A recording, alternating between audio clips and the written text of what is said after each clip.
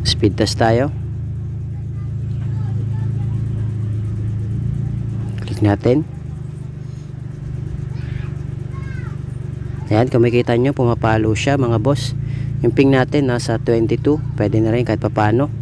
At least yung ating download ay nasa 50 plus. Okay. So goods pa rin yan mga boss. Basta nasa 15 to 25 lang dapat yung MS natin. At yung upload natin dapat nasa 10 pataas. Pero kung makikita nyo naman nasa 20 pataas na siya, good na yan. Kaya nyo na mag-play ng 12 hours video na naka 1080p. So kapag kaganyan mga boss, kung mas mataas pa dito yung inyong speed test kaysa sa akin, mas maganda. Okay? So try natin siya sa YouTube. Play tayo ng video sa YouTube. Hanap tayo ng 12 hours video. Okay, so try natin to. Ito yung play natin mga boss. Kita nyo, nag-play naman kagad siya. So skip lang natin.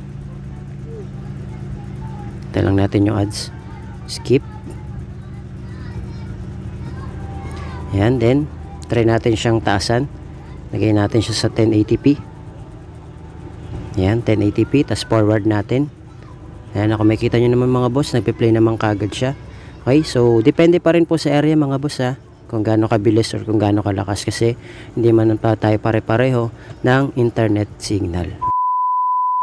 Hello mga boss, welcome back dito sa ating YouTube channel. Kumusta? Salamat nga pala sa walang sawa at patuloy na pagsuporta dito sa ating YouTube channel. Okay, so meron na naman tayong i-update sa inyo mga boss para po sa lahat ng mga gusto pong mapalakas yung kanilang mga internet signal. Lalo na po sa mga taga-probinsya. Okay, kung ikaw ay taga-probinsya o liblib yung lugar ninyo, hindi ganun kalakas yung signal, baka makatulong po sa inyo tong video tutorial natin. Pwede po kayong pumunta sa bayan, okay, o kaya sa palengke o kung saan man po kayo makasagap ng maganda-gandang signal para matry nyo po ito. Okay, so ako nga pala mga boss ay naka token text, naka-register po tayo sa Unli Data.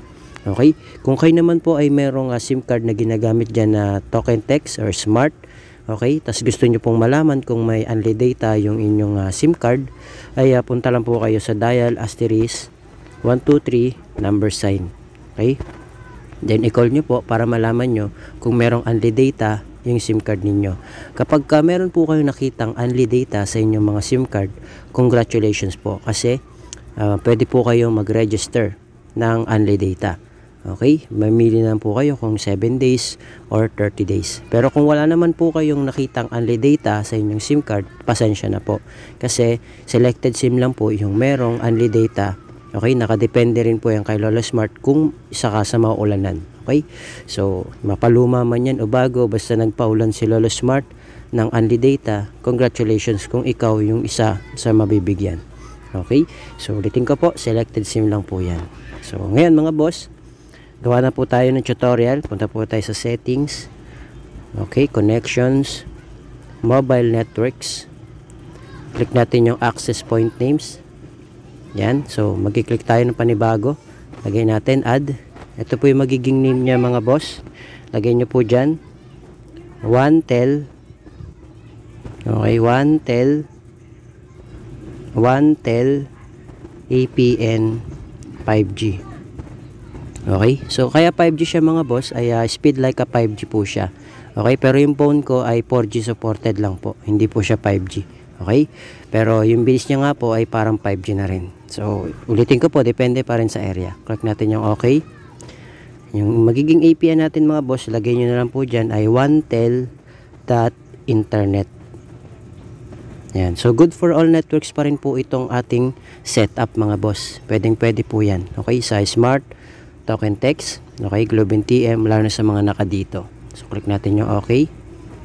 Tapos punta tayo dito sa kanyang username. Ang kanyang username naman po, kanyang username naman po ilagay nyo dyan at OneTel APN 2024. Click natin yung okay. Password naman niya, ito po, at OneTel APN 5G 2024. Click natin yung okay. Si server naman po niya, www.google.com. Click natin yung okay. Tapos yung kanyang authentication type mga boss, lagay nyo lang po dyan PAP or PAP. Ganyan din po sa kanyang default. Lagay nyo lang po dyan ay default. Kailangan nyo i-type, pwede nyo pong i-type. Pero kung kailangan i-click lang, click nyo na lang po. Katulad nito, kailangan ko lang siya i-click.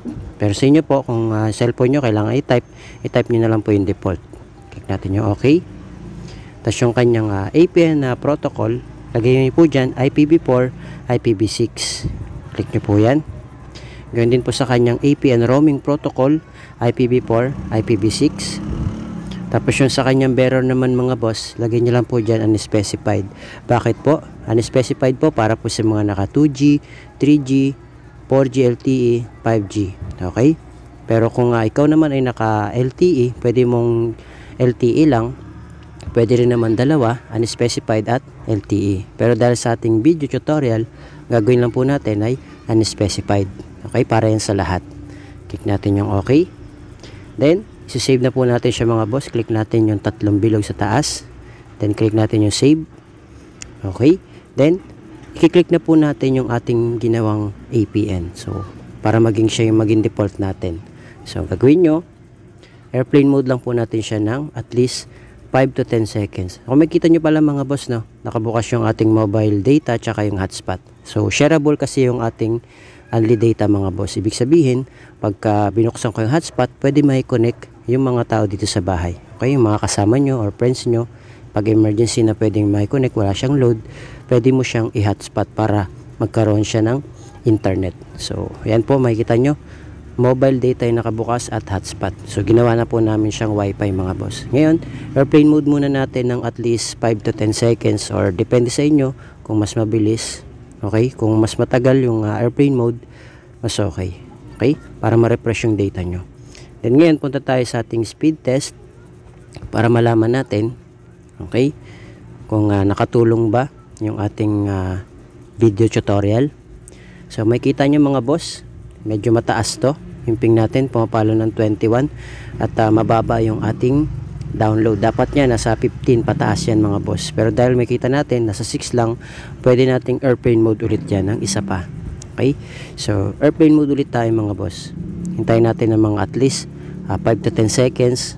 Okay, hanggang sa maging satisfied po kayo sa speed test nya. Okay, so buksan natin ulit yung hotspot para makakonect sila. So try ulit natin to. Yan, speed test ulit natin. So ganoon lang po yung gawin nyo. Basta pag nabababaan po kayo, i-refresh nyo lang po, airplane mode lang po kayo para malaman po ninyo. Okay, kung bumilis, kung lumakas. Yan, so makita nyo siguro ganitong oras mga boss, medyo mabagal sa akin. Ayun, makita nyo, nasa 22 lang siya.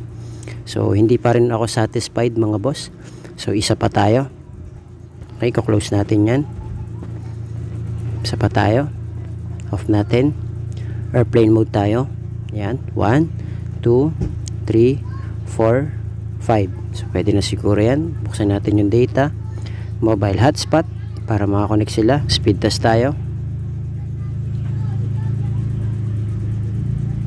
Natin. Ayan, kung makikita nyo, pumapalo siya mga boss. Yung ping natin nasa 22, pwede na rin kahit papano. At least yung ating download ay nasa 50 plus. Okay, so goods pa rin yan mga boss. Basta nasa 15 to 25 lang dapat yung MS natin. At yung upload natin dapat nasa 10 pataas. Pero kung makikita nyo naman nasa 20 pataas na siya, good na yan, kaya nyo na mag-play ng 12 hours video na naka 1080p. So kapag kaganyan mga boss, kung mas mataas pa dito yung inyong speed test kaysa sa akin, mas maganda. Okay, so try natin siya sa YouTube. Play tayo ng video sa YouTube. Hanap tayo ng 12 hours video. Okay, so try natin to. Yeah, ito yung play natin mga boss. Nakita nyo, nag-play naman kagad siya. So, skip lang natin. Ito lang natin yung ads. Skip.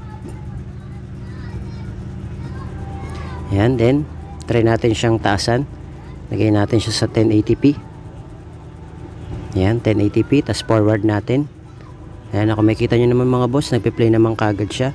Okay, so depende pa rin po sa area mga boss ha, kung gaano kabilis or kung gaano kalakas, kasi hindi man pa tayo pare-pareho ng internet signal. Okay, so yun lang mga boss, maraming salamat. I hope na gumana po sa inyo tong video tutorial natin. Mag-feedback na lang po kayo. Good for all networks naman po ito. Okay, so lalo na sa mga naka dito, pwede yan. Pwede po kayo mag-feedback. Okay, so yun lang, maraming salamat.